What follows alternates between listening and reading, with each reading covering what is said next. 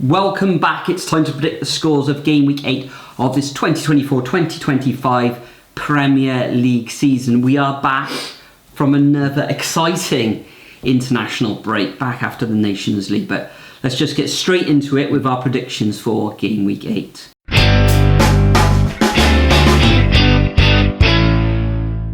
Okay, so starting off Saturday at past 12 on TNT, we have got the Tottenham High Road derby between Spurs and West Ham. Tottenham, they're just Tottenham really, aren't they, at the moment? We'll string together a good couple of wins and then just absolutely lose a stinker. Brennan Johnson, of course, on fire, scored again for Wales and then was obviously suspended against Montenegro on Monday, so he's had a bit of a rest. They did lose to Brighton last time around to also add on that. Whereas West Ham, they're just extremely inconsistent at the moment as well when you look at it on the other end of it. Did get a very good 4-1 victory against Ipswich last time around, but before then, patchy form with some very difficult fixtures, so it's hard to judge West Ham, to be honest. For that reason, they say never back the early kick-off, but I'm going to go Spurs 2-1. Spurs 2-1. Yeah, I think I'm going to have to go for a Spurs victory as well. That was West Ham's first win in their last 5 matches with that 4-1 thumping of the Tractor Boys. Spurs, as you say, Brennan Johnson scoring for fun at the moment. I think it's 7 on the bounce for him. A little bit of a rest with that suspension against Montenegro, which he shouldn't have been suspended from either. No, on Monday evening. So he'll be raring to go. All London affair. I've gone for a Spurs 3-1 victory. Next up, we've got the first of the 3 o'clock kickoffs. We've got Fulham coming up against Aston Villa. Now, Fulham been very, very good at home. Currently in 8th position. Last time out, it was a 3-2 defeat in a very, very exciting match away against Manchester City. And Aston Villa, I think they've only been defeated, was it once this season? Yeah, against a couple of draws on the bounce against Ipswich and Manchester United. Man United 0-0 in the last fixture. Difficult one to predict. Villa haven't actually lost away this season.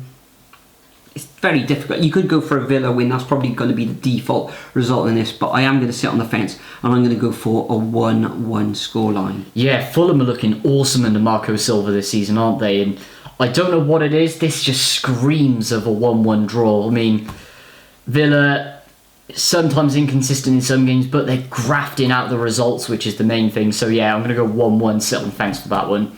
Moving on, Ipswich up against Everton. Now Everton, after a shocking start to the season, have turned it around a little bit. 0-0 against Newcastle. Who remembers that Anthony Gordon absolute skyer of a penalty as well? Oh, there were some brilliant fan reactions from that, let's just say. And they're coming up against an Ipswich side who are pretty much grinding out results. I've already got 4 points on the board this season. They're not losing, but they're not exactly winning either. I think the tide's going to change because Ipswich are going to finally be settled in, I think. The West Ham results are concern a little bit for me, but yeah, let's go 2-1. To Ipswich. Yep. Tractor Boys. I'm going to go for an Everton win against this one. Last 3 matches, they've looked a lot better, although they should have lost against Newcastle with that, as you say, Gordon penalty. But it was against his old club, wasn't it?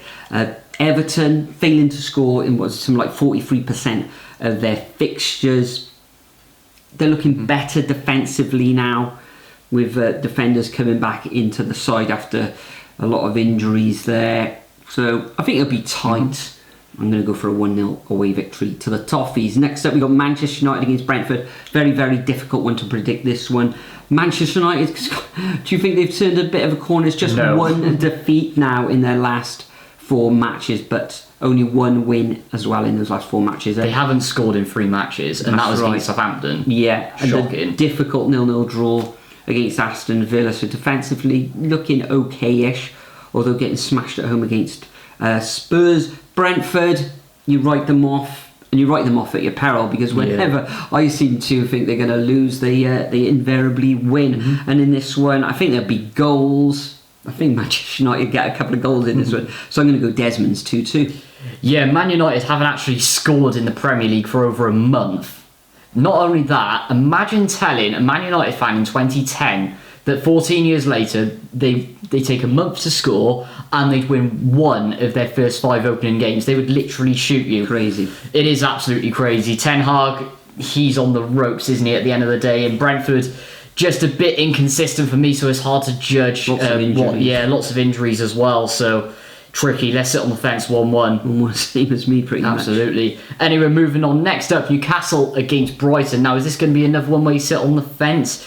Who knows? Newcastle, another team grinding out results and looking good. Man City looked excellent, and also Everton. Well, Everton really turned up for it, didn't they? And he looked fairly decent. Brighton, they're the same kettle of fish as well. Great win against Spurs. Got destroyed by Chelsea and are grinding out draws, so going to be lots of goals in this one. Desmond's. Yeah, Brighton in the last match 2-0 down against Spurs and coming back to win that one 3-2.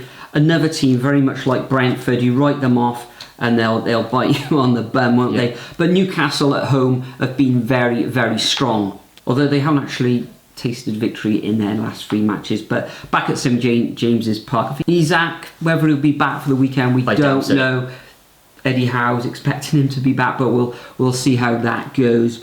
At home though, St James's Park has said, yeah, I'm going to go for Magpies victory 2-1. Then we move down to the South Coast. Southampton with just 1 point on the board take on fellow promotion side Leicester in kind of a bottom of the table clash, you could say, although Leicester have got 6 points on the board, and I actually fancy them to get all 3 points in this fixture as well.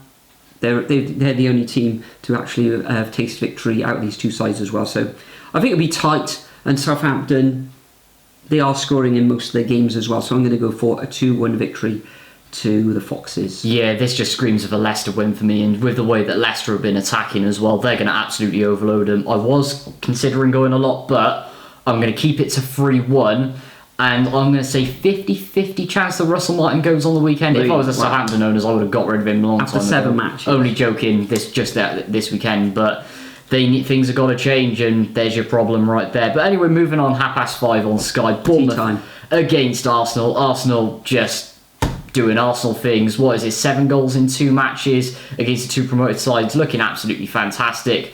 Whereas Bournemouth, extremely inconsistent, which I'm quite surprised at, actually, obviously losing to Leicester last time around.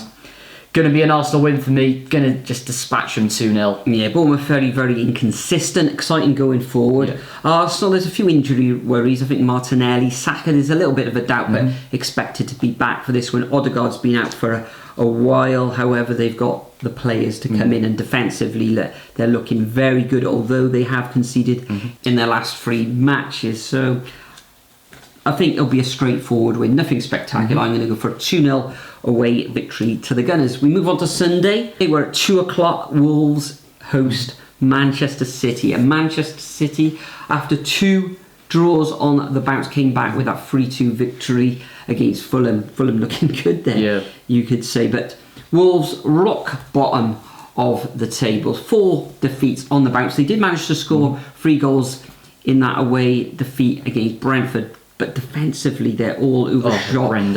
Actually, the defenders going forward look better than them. They're probably better than they are defending at the moment. So I'm going to only see 1 victor in this one. I think Manchester City will actually keep a clean sheet in this one. I think Haaland became Norway's all-time top scorer on the international break as well. I expect him to get amongst the goals here again, where I think he's had a couple of quiet weeks for Manchester City. So I'm going to go for a 4-0 victory to the Citizens at Molineux. Interesting. I'm actually going to go 4-1 to the Citizens. If you look at Wolves, out of the 7 sides above them, there's only 1 team that have actually failed to score less than them, and that is actually Leicester, who've scored in every single game this season. And I'm pretty sure they've even scored more goals than Manchester United this season, which is actually quite something else as well. So for that reason, I'll give them 4-1. Yeah, they've scored 9. Manchester United scored 5 then. That is absolutely shocking. That's like one of the lowest in the league. It's like 1 more than Southampton. Shocking. Anyway, moving on, 4:30, Liverpool up against Chelsea.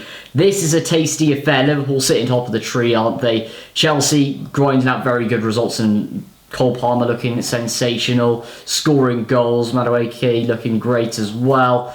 Lots of really started to gel as a team under Maresca, aren't they? But Liverpool, they're just solid, aren't they? They like a 1-0 win. They like a Jeepers creepers.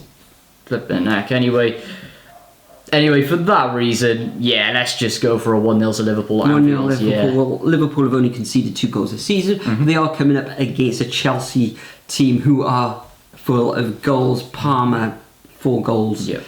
Was it against Brighton a couple of games ago? But they were held against Nottingham Forest in the last fixture at home. 1-1 in this one. Liverpool unbeaten in their last 9 matches against Chelsea.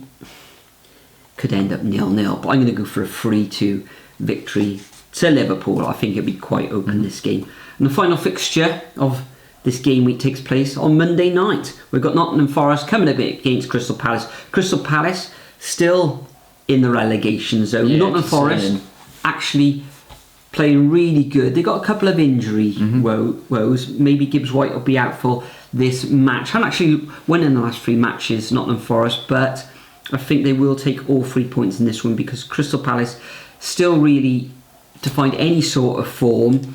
Eze, the amount of shots he's got, had, etc., he's just not finding the back of the net at the moment. So I'm going to have to go for a victory to Nottingham Forest, and I'm going to go for a 2-1 win. Yeah, I've gone exactly the same as you as well. It just screams for a Forest victory at the moment. Palace, they just need to gather some form from somewhere, don't they? Brilliant, fantastic. So those are our predictions for game week 8. Make sure you leave your predictions over at the Superbru website. All the details are in the description.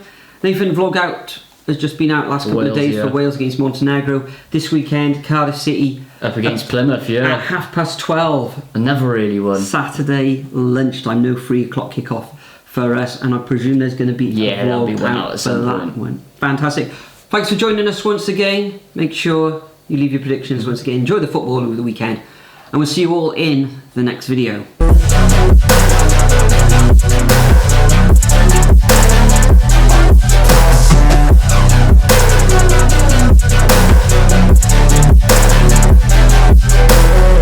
I've seen a lot of people who don't know what work is. I've seen a lot of people who don't know what thirst is. I've had a taste of evil and tried to cure the sickness.